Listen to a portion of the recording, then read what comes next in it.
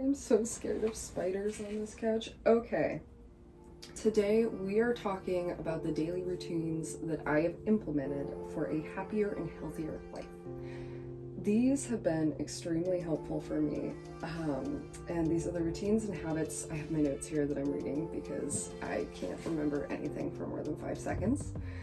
These are the habits that I've adopted kind of inadvertently, sort of by accident, that have really improved my quality of life, being someone with chronic illness and chronic pain, ADHD, neurodivergency, all of the things. You could write 2 books with all of my symptoms.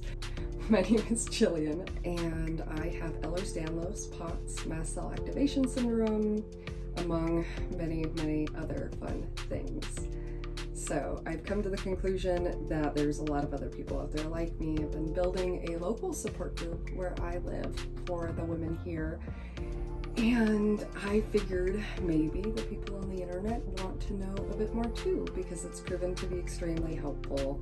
There's a lot of us, and many folks don't have the capabilities that I have, or I have figured a lot of things out with a lot of trial and error. So let me go through a little bit of the suffering so you don't have to do as much. I want to define a routine. There's a difference between a routine and a schedule. A routine is an order of things that you do that does not have a set time, or, I mean, it can take 30 to 40 minutes, but some days certain routines take me 2 hours. Other days that same routine will take me 30 minutes. Oh well, and this is one of my morning routines. So let's dive in a little bit now that we have the definition of a routine. It can occur at any point during the day. So you can have a morning routine, and if you don't get to it in the morning, that's okay. It still works if you do it in the afternoon, if you do it before you go to bed. I don't care if you can still sleep, depending on what's in your routine.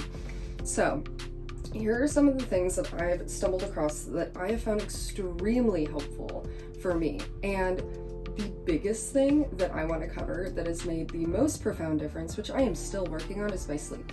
What really got me to recognize that that was what was going on was my mom. I was living with her until I moved into the place that I have now. And she was so sick of me because I do not wake up in the morning. I really struggle with it. A lot of us with chronic fatigue do. Sleep is a very touchy subject. Usually it's not great quality of sleep. Usually we struggle to fall asleep, and then we either can't stay asleep or we sleep way too long. It's so difficult for me to wake up in the morning. So before I have the method that I have now, she bought me a sonic alarm clock, which goes under the mattress and it like vibrates, which I actually wake up to the vibrations far better. I don't even need the sound anymore.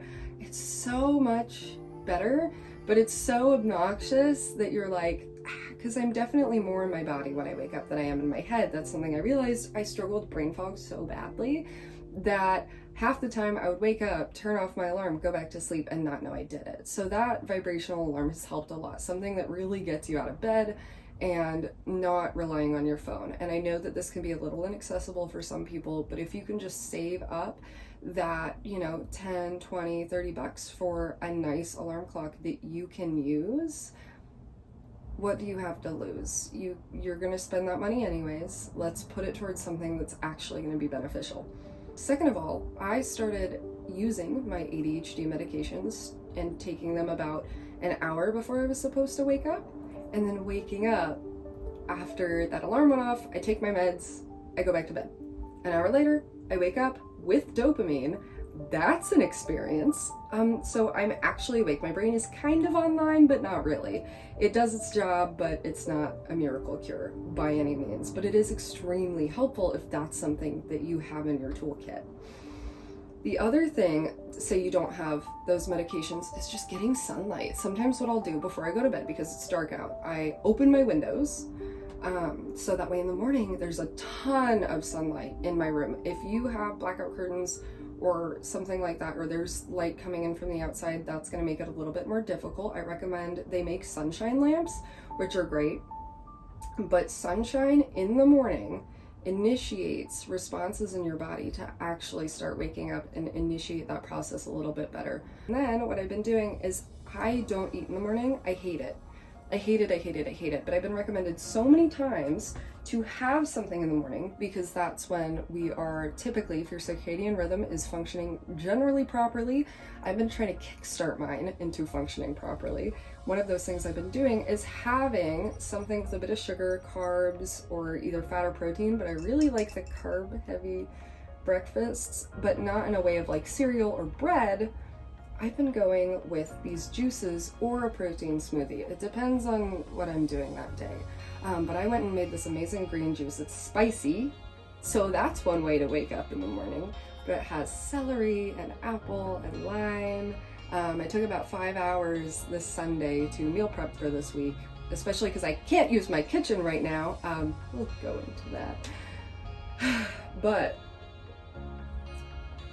it is absolutely delicious. And the other thing is to get moving.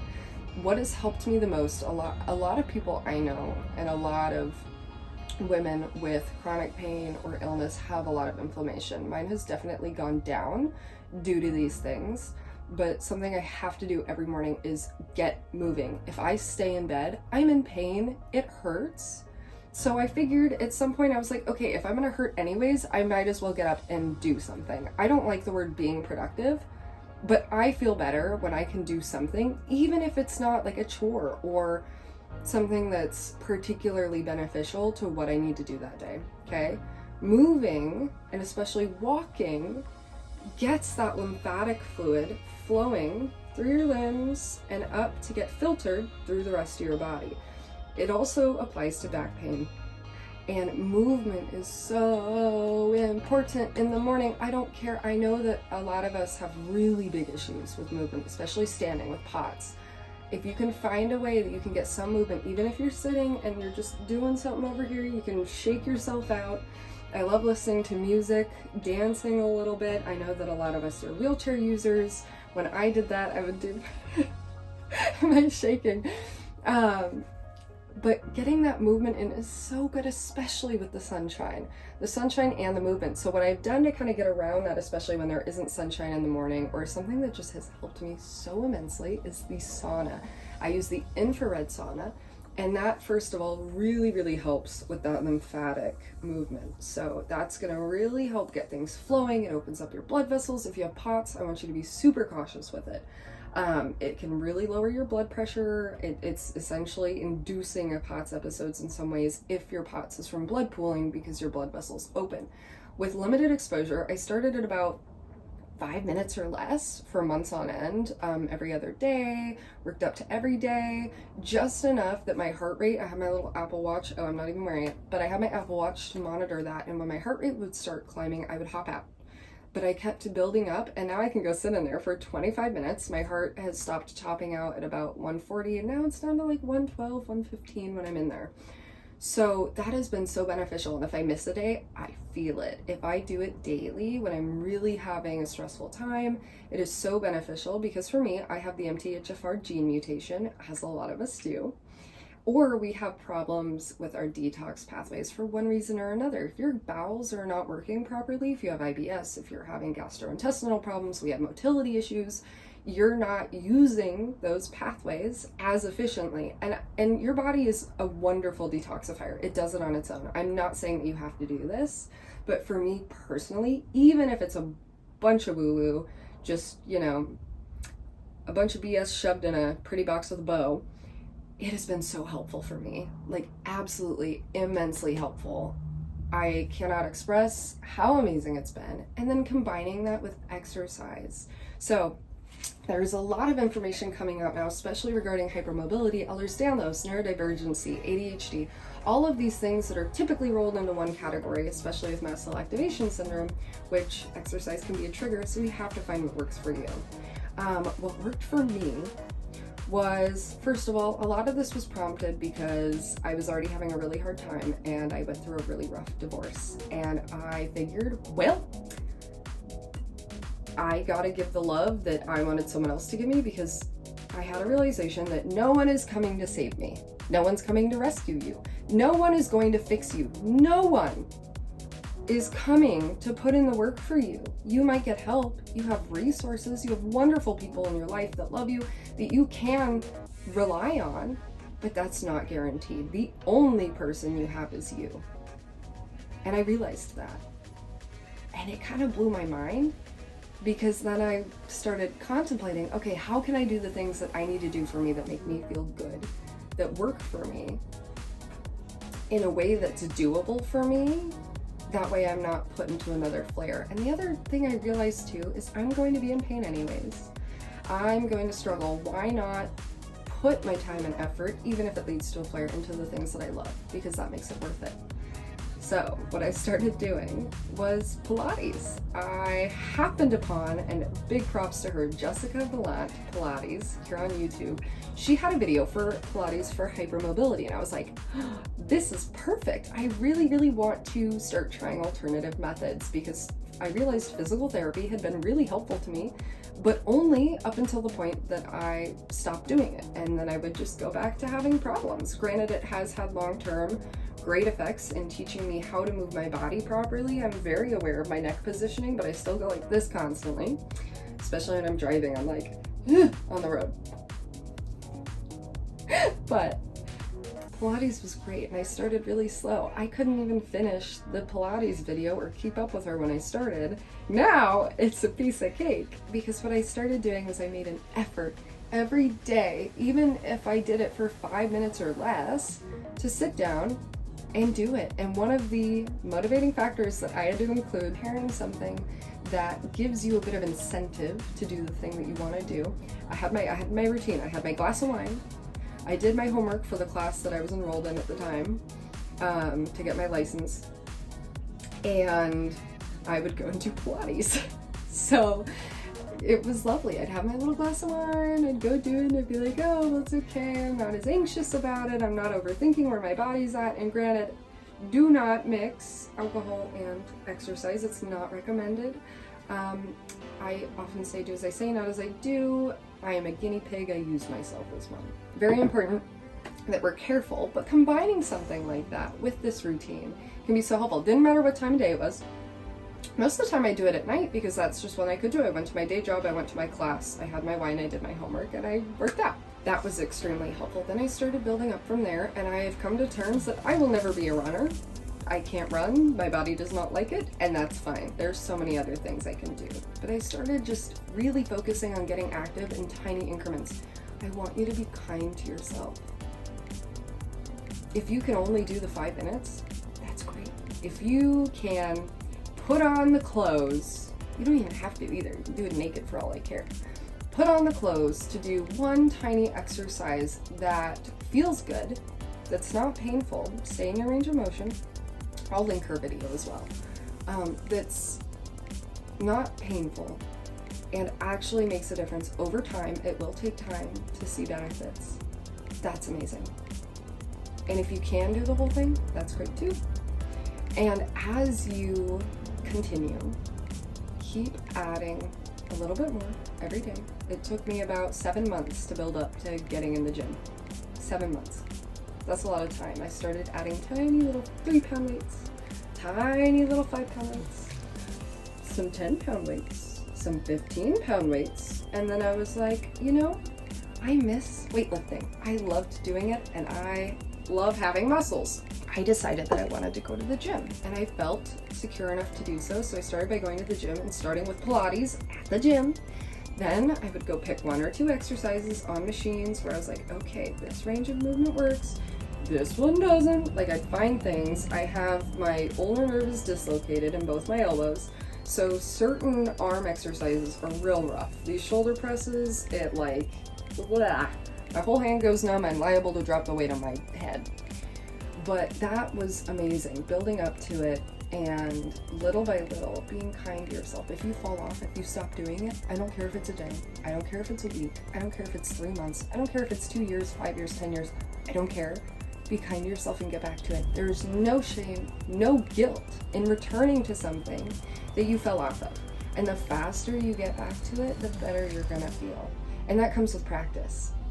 I used to fall off of things and just feel so shameful. It would build and build and build and build and build until I forgot about it, and then I went back to it and I'm like, why did I do that? I could have saved myself so much time. I don't have all the time in the world. Granted, I have a lot left, but how do I want to spend it, you know? And we tend to function better when we're working towards something. But I want you to be kind to yourself. The fact that you fell off of something does not mean that you're giving up, that you quit. It just means that you're taking a break. No matter how long that break is, you're taking a break. We're supposed to take breaks. It's healthy, it's good, it's normal. You know, in the bodybuilding community, when you're lifting really heavy, you take deload weeks. You take time off. You take a little break. You relax. You lessen the load, or you stop altogether for a bit. And your body needs rest. Us, a little bit more so. But you have to find that rest that's good for you, and it has to be active rest. So the momentum, the more you start moving, more and more, those little walks that you can take every day, if you can walk just to get a little bit of distance, the more you add, the more that momentum builds. And if you do ever fall off of something, so much easier to get back into it than when you started. Remember that. It will never be as hard as when you first start something. Okay? Okay. We can always go back to something that works. And if it's not working anymore, then we find something different. So, I just want to emphasize that exercise is one of the most important things that has improved my pain, my fatigue, my mental health, my well-being, my body image, my confidence within my abilities. One of my favorite gym exercises is carries. I grab really heavy weights and I just lug them around, and I try to do it the best I can, so I'm not hurting anything, I'm not going to dislocate anything, I'm just bracing and being strong, stable, okay? And now I can carry heavy things around. I can pick up stuff in my house without my back going I can do things without my shoulders going bye-bye. My ankles have stopped dislocating as much, though I did roll my ankle recently, but it is healing faster than I have ever healed in my life. I broke my foot walking in 2019, horrendously. Like, fifth metatarsal snapped in half. I don't know how the hell I did it. And I was working the other Friday night for my small business. I travel around and do henna. And I stepped wrong, and it was like flashback, same thing all over again. I was like, oh my God, I broke my foot again. I do not want to be on a wheelchair again. Like, it took so long to heal. It was horrible, and my body was so mad. It was one of the worst experiences. And I ended up having an urgent care doctor last weekend, or the weekend before, whenever the hell I did it, who remembered me. And we're looking at the x-rays, and he's like, wow, the one from 2019 has healed fantastically. I've really been prioritizing my bone health, especially with vitamin D from the sun. And I didn't break anything. I might have partially torn some ligaments in my ankle and my foot. They are very bruised and very not happy. But I can walk on it. I'm back in the gym. I'm doing stuff. I never thought I'd see the day where I actually heal somewhat properly. So those are just a good rundown of kind of what I've been doing. And nutrition has been so important for that. And I will make a whole video on that. Mind you, I'm not a doctor. This is my patient experience. This is just what has worked for me. And I am going to school for pre-med to eventually, hopefully, really make a difference here in this space, because we need better. We need to do better for patients, women, with these conditions. Every single practitioner I talk to looks at me like, don't know what that is. I know your connective tissues lax. I'm like, yeah, do you know about the sleep apnea? There's so much that goes into this. There are so many risks, and there's so many comorbid conditions. Like, the top 3 are mast cell activation syndrome, POTS, and Ehlers Danlos. They all go together. Why? That's my question. And what can we do about it? Because I've made a lot of huge improvements in my own life already, doing what works for me, and it's about time to share, because a lot of it doesn't come down to what I did, but how I got myself into a space to do it, and how I learned to be kinder to myself. Our mind, soul, and body are all one creature. It took working on each part. I hated it's in your head, you just need therapy. Partially true. My stress directly triggers symptoms. And my symptoms and my bodily chemicals and functions that are happening triggers stress. That's how our bodies work. It's not a one-way street. it's a two-way street, or maybe a three-way street, or a different dimension. I don't know, but I'm rambling now. Thank you for tuning in. I love you. I appreciate you taking the time to try to do something better for your body. We have to come from a place of love if we want it to get a bit better. And I know you're mad at it, but it's doing its best for you. It's doing what it knows to do. And it's asking you to help. You just gotta find what that is. Be safe. I love you. My name is Gillian. Wow, I can't say my name today. Am I losing my mind, or is the camera moving slow? I don't know. Where was I going with that? Oh yes, this doctor. Okay. Hello. I can see myself. Today, I did not take very long getting ready, and look at my skin, it's so glowy. I left my face wash at my mom's house. That's a whole other story. I've been having to go shower there, so I'm covered in coconut oil.